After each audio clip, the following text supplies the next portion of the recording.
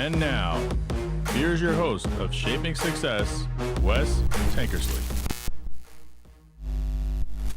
What is up, everyone? Welcome to Shaping Success with myself and Robert Watson. We are here this morning talking about the book, R is Victorious. We're getting towards the end there. Go get your copy on Amazon. Check it out. You can go through all the old episodes. We've talked about every chapter in the book so far, and we just keep on moving, and we're getting close to the end. So we'll have to figure out what we're going to do after that. What's going on, Robert? Next book. Yeah, the next book. It's Wednesday, and I'm just reminded of the quote on the front of the chapter: "Rule your mind, or it will rule you." Isn't that the truth? So this chapter is kind of interesting because this was one of those events. I was at a presentation in LA, and I spent the night at the Peninsula Hotel, and they have a real nice little bar. And I'd walked in the bar, I'd sat down and not really paying much attention. And pretty soon there was this incredibly good looking blonde sitting next to me chatting. And, you know, we had that connection and all that kind of thing. But what had happened was a couple of weeks before that, I had started dating someone in Houston. We had made no formal commitments, no nothing, but I had started dating somebody. And so I was sitting there weighing my options, right? Like I hadn't made any formal commitment to her, but yet again, I mean, the temptation in front of me was pretty amazing. Yeah. But, yeah. That's always one of those things where you just kind of wonder what could be. Yeah. And you know, because that's the one thing about being on the road, right? You're away from home, all that kind of stuff. And you're like, no, that's not a good choice. Not a good choice for me. But that's the consciousness of growing older and more mature is making good decisions when you are really, really tempted, right? Whether it's food, whether it's, listen, I'm just going to go mess off instead of doing what I need to be doing at the house. I'm just going to go sit and watch a TV program or whatever. And the temptation to do what we know is not productive is pretty high. Yeah. Right. And there's tons of research into the concept of willpower, right? And that it is not like this force that you can use, you know, willy-nilly all day long, that you actually, they look at it and you have a supply of it, right? Right. And let's say you have 0 to 10, like gas tank. Well, if you use a lot of that in the morning, for example, you know, I run first thing in the morning. If it takes willpower to run first thing in the morning, guess what happens? I have less willpower as the day goes along, right? Yep. And you know how that feels, man. When people push, for example, their workouts to the afternoon, you know how many times that gets sidetracked by, I'm tired, there's other things going on. So I've always kind of believed that you front load the important things in your day, whatever they may be, and you get them done. And that way, if the rest of your day, for lack of a better word, goes to crap, right? Yeah. You've accomplished the major things that you need to do, and you can just let it go off the rails, because you know, with kids and stuff, family, things go off the rails. Oh yeah. It's amazing because what'll happen is you get lost in it. Like just like you said, you know, you start to, well, this was a pain in the ass, or this was, you know, it's like my kid. It's like my son sleeping. It's the same situation. It's like, oh my gosh, I didn't sleep very well. This podcast, I want to come out here and do this, but I need to sleep. Right. And so I'm just going to pass that off, and I'm just going to go do this because I need to. You know, it's like, it's easy to get distracted in whatever you're doing and to spend so much time on something that you don't think you need to spend that much time on. And then you go, well, you know what, that took more than what I thought. And so I'm just going to skip on this today. Like, I'm not going to work out today because I had to do this or I had to do that. And yeah, that's why we're here in the morning. You know, exactly. There was this very, very popular book by James Clear called Atomic Habits. Mm-hmm.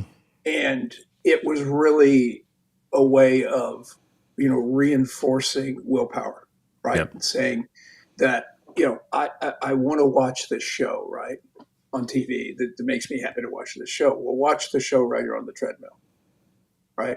Yep. Combine things together that are pleasurable. And I talk to friends all the time about what are called hot positives and hot negatives. Hmm. These are things that are like triggers for your or hot negatives.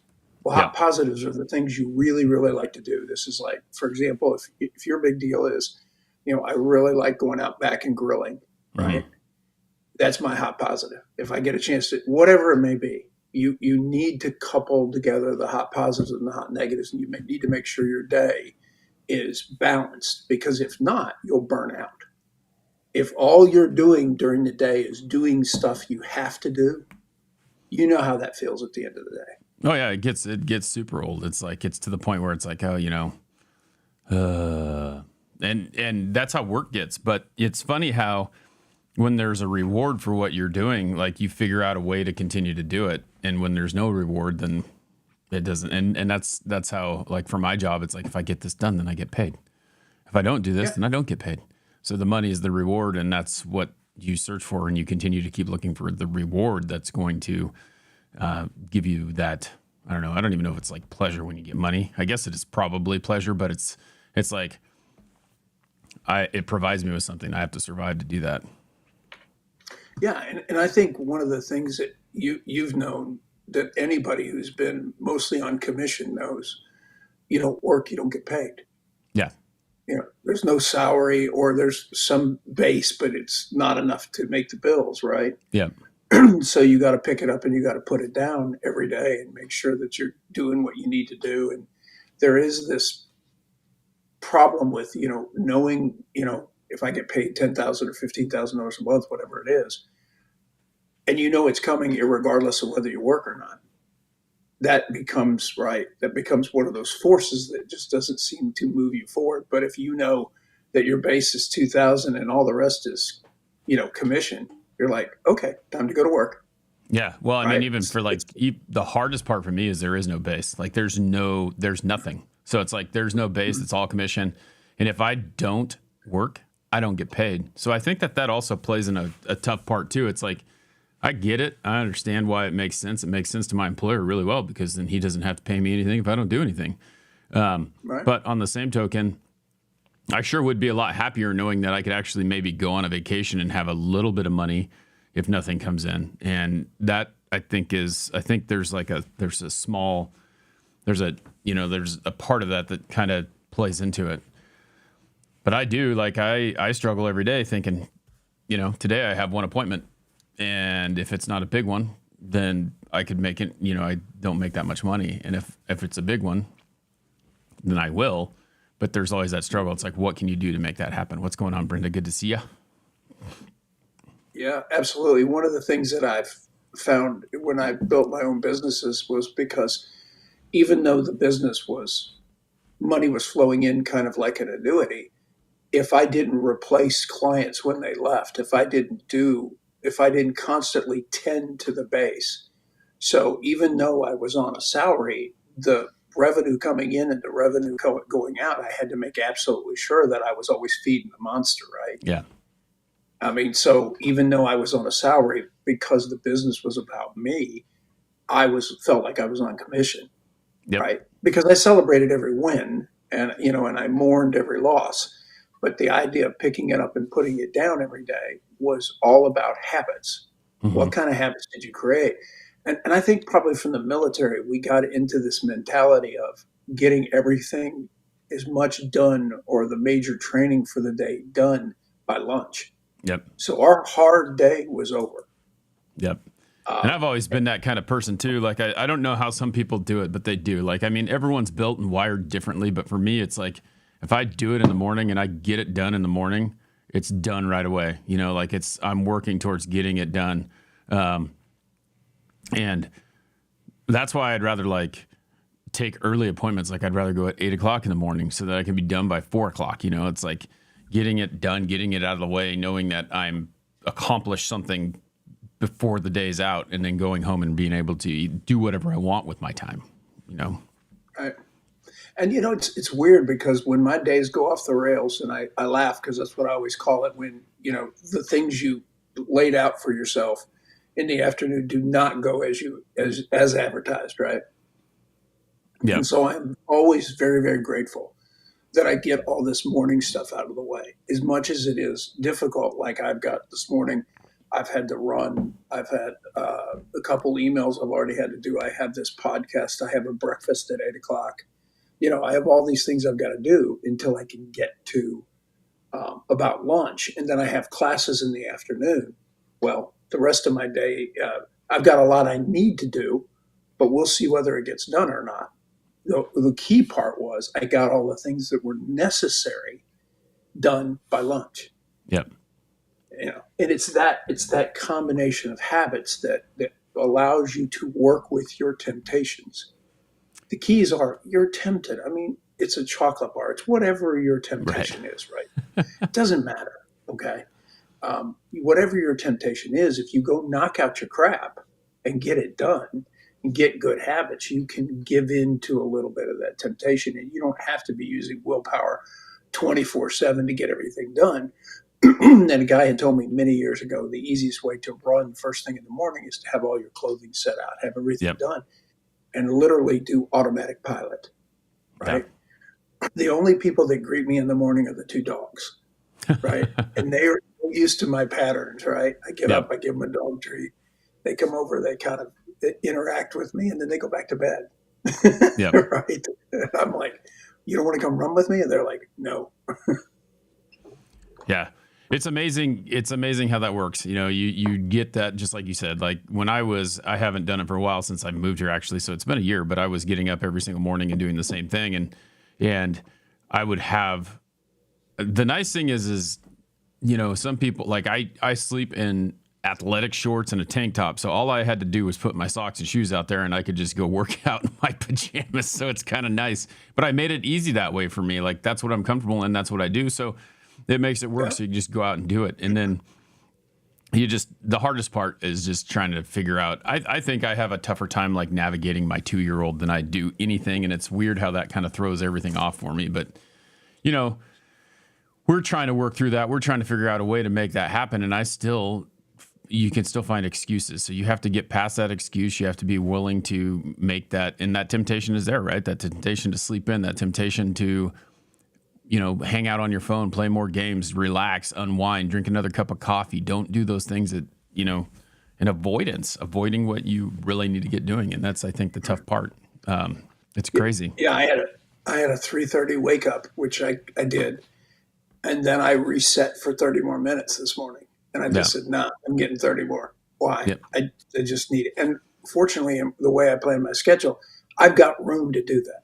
Yeah. And that's, again, the point about understanding yourself is understanding that every 3:30 in the morning wake up is not the same. Nope. There's days you feel like crap, right? And then there's days you're just jumping out of bed. And it's just like runs, right? You'll get into one, you'll go, oh my God, I feel so good. Yeah. And other mornings you're like, my legs are lead weights. And all you're thinking is, I just have to survive this run. Yeah. There's not going to be any thriving. It will be surviving. And all that generates from good habits. All that generates from understanding the temptations, like the temptation to quit, right? Yeah. The temptation to, it's just one, right? Oh, it's just one more of this. And, especially diet for me is the older I've gotten, the harder it is to get off. Yeah. Right. So, like I like chocolate. Right. Mm-hmm. So what I've gotten down to is these little bitty chocolate bars that are this big. Right. Yep. Why? Because you can't, the only thing you can do is open a second one. Yep. The first one's not big enough. It's like 3 bites. Yeah. And that's perfect. Right. You get your 3 bites and you're pushed away and you're like, oh, perfect. Because if you package your life in such a way, and that's what I call, you package your life in such a way that it works for your diet, it's fine. Because if I have to, and I used to open a big candy bar and take 1/4 of it, mm-hmm. You know how hard that is to not go back and get another quarter. That's like the bag of chips is the same thing. Whatever. You get the little bag, and that's even the little bag anymore that costs like $3. It's still more than you need. It's still more than what it says you're supposed to have. And you're like, I'll just eat half of that now, roll the bag up, put it over there. Oh, there's doesn't that bag talk to you? It's over in the corner going, eat me, come here. It Yep. really does. I Yep. mean, That's it's awful. and that's And see, just it that's goes back to the same thing that you were talking about. You want to run in the morning, prepare yourself to do it, put your stuff out, put those things out, get them in the way.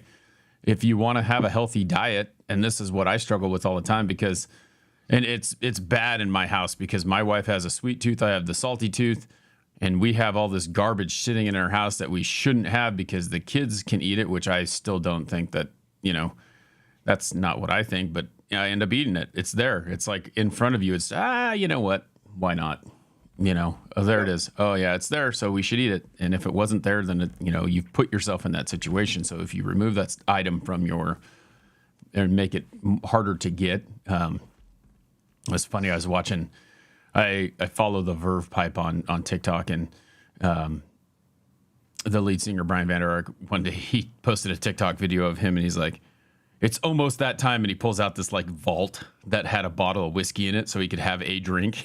And it had like a timer on it that was almost that time, like you've got to figure out a way to stop yourself from doing those things because some people just don't have that willpower and it's hard to maintain for a long amount of time. I don't understand how I understand it, but I don't know how you've had the willpower to run every single day for that amount of time. But it's just it's mind over matter, right?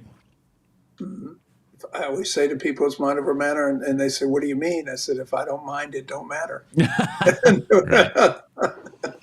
But yeah, you just get into whatever that groove is. But I think it's part about learning yourself, right? Learning what tempts you.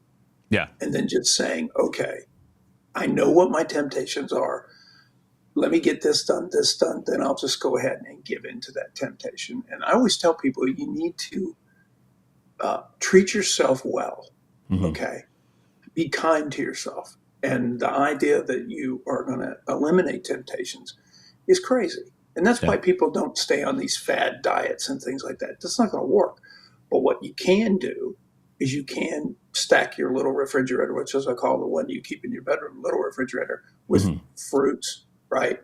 Vegetables, and like Philadelphia brand cream cheese or whatever it is to be able to go ahead and when you have a snack, you go, oh, well, okay, baby carrots would kind of be good. Yeah. I mean, come on, who thinks that baby carrots is the best snack in the world? It's not. But guess what? It's good for you. Yeah, right? And that's one of those things that I use with. I've had Jennifer Brocksterman on here a couple times, and she talked about like your kid comes up to you and says, "I'm hungry," because that's what you get. You probably remember this, but my son and my daughter, well, my daughter all the time, "I'm hungry," and then now Nolan's like, "I'm so hungry," and you're like, "Okay, dude, you're not hungry. You're just bored, and you want to eat something." And she goes, "When they ask you that." And this works more with the 11-year-old than it does with the 2-year-old because he can't eat an apple very well. But she's like, ask yourself, will you eat an apple? And you look at her and you go, well, okay, if you're hungry, then go eat an apple. And then the answer 50% of the time is I'm not that hungry, and it's like, okay, well, then you're not hungry. You want to eat. It's a different story because you don't want to eat that thing that's healthy for you. Then you're not hungry. You're not starving. You're not going to die. And my daughter's always like, I'm starving. And it's like, girl, you will never starve in this house. We will always find a way to feed you. Have you starved yet? Do you even know what it's like to starve? Well, yeah. And so I keep mandarin oranges, those little seedless oranges. I keep bananas. So when I open my refrigerator, my little refrigerator in my room, all I have is good things. Right now, there are those little bitty chocolate bars. They're over there too. Yeah. Right. And so, there's like 3 good things for me and 1 not so good thing for me. And so basically it's me going, okay, let me go do that. And so then that's me having a banana, me having an orange. But this is back to the temptation, right? Yep. I'm hungry. What do I want to eat? Well, there's something easy to eat or there's something good for you. Yeah. Yeah. But again, that's all balancing this out. And Clear was real good about that, about coupling things together. And you can do things together. For example, you can take banana and peanut butter. Yep. Right? Now, I want a peanut butter and jelly sandwich. Okay. How about a banana and peanut butter? Yeah. Still get the same thing. And that's just about negotiating with yourself and getting yourself on the point where you understand yourself. And you're not hard on yourself. You're not kicking yourself like, oh my gosh, I shouldn't behave that way. No. I'm going to behave that way. So there's the thing. Let me moderate. Yep. Let's just work to moderate. Yeah, Nikki's made a good point here in the chat too. It's also think about how you feel after you eat something not good for you. And it's funny because you get that way. Like you binge on something and then you're just like, you're sitting there chowing down. And then when you get done, you're like, oh, why did I do that? This was the dumbest thing I ever did. And you have to remember that feeling every time you go do something like that, because it's not a great feeling. No, it's true. And when you eat clean, right, and then you go have like one of those high fat, high sauce kind of meals, I mean, you feel like 400 pounds, Yep. right? And so I've always said, go have the meal, cut it in half, right? Yeah. Find ways to cut the portion size so that you're satiating the temptation.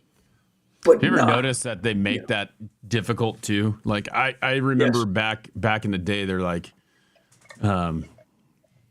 you ask them, hey, they tell you, oh, just tell your waiter or waitress when they come over to bring you half of the meal and put the other half in a to-go bag so you can eat it, or to-go box to eat it later.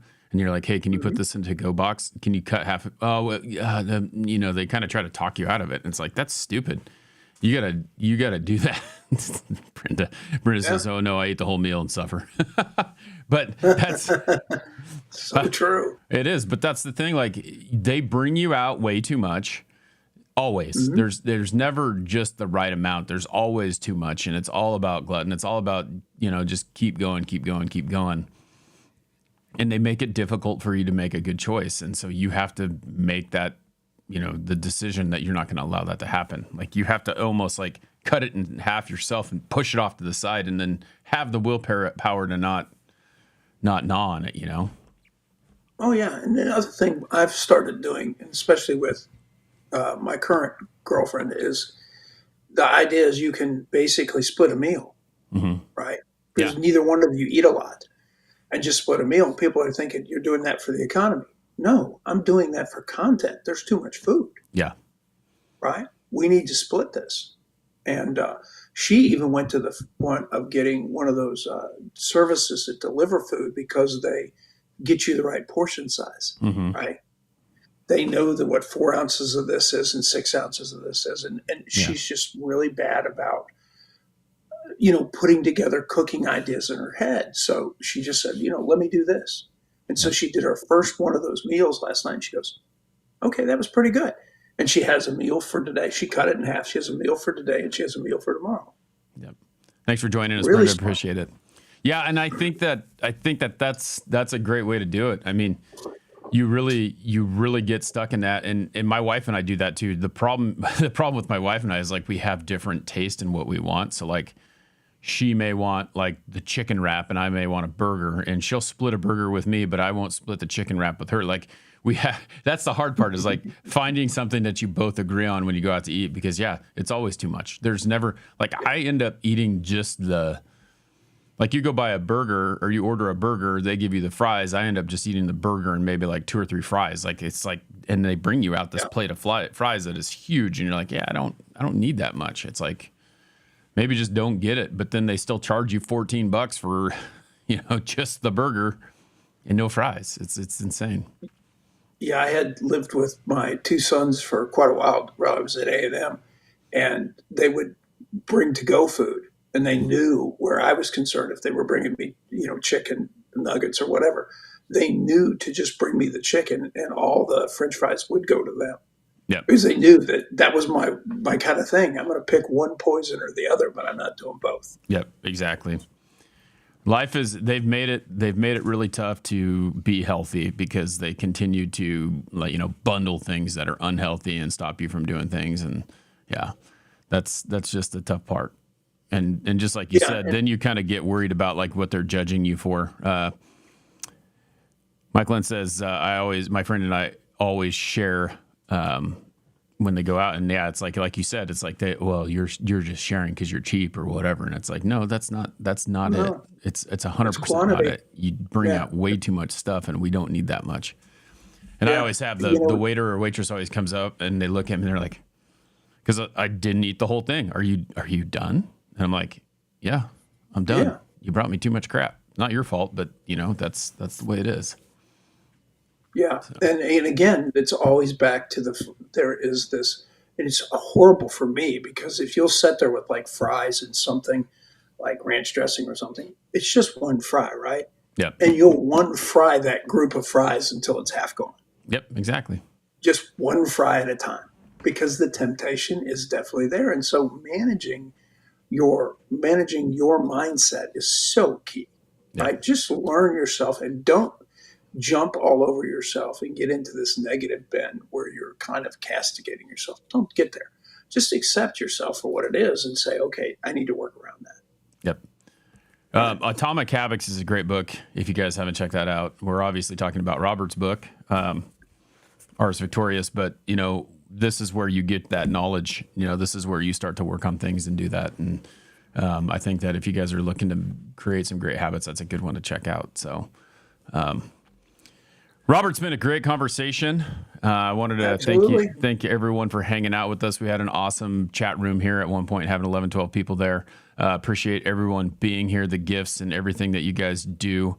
Please make sure if you do listen to this on Apple Podcast, you write a review. It is very helpful. Give us a 5-star review. If you don't like what it is, if you don't like it, let us know what you would like to see, what you think we can fix, because we always are looking for improvement and we're not afraid of a little critique. But we will be back Monday, 7 o'clock Eastern time. Stupid time zones. I'll say it again like I always do. I hate time zones. 7 o'clock Eastern time. Come hang out with us. We appreciate you all. Go get the book. Thank you all. Yep. Have a wonderful week. Yep. You too, Robert. Thank you.